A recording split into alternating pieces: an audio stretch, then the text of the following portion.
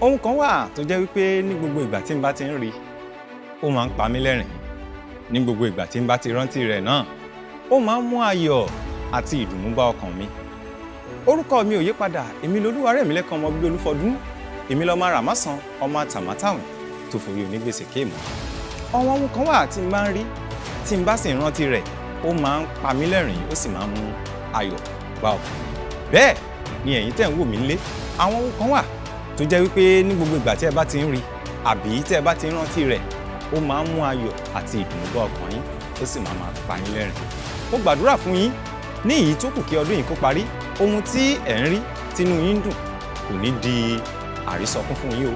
Ohun tẹ́ sì ń rí tínú yín dùn tí ẹ̀ ń rántí tí ayọ̀ yín ń kún kò ní di ìbànújẹ́ fún yín. Ní èyí tó kù kí ọdún yìí kó parí, ọdún yìí ó ti ń lọ sópin o. Ohun ayọ̀ èyí tí ẹ mú wọ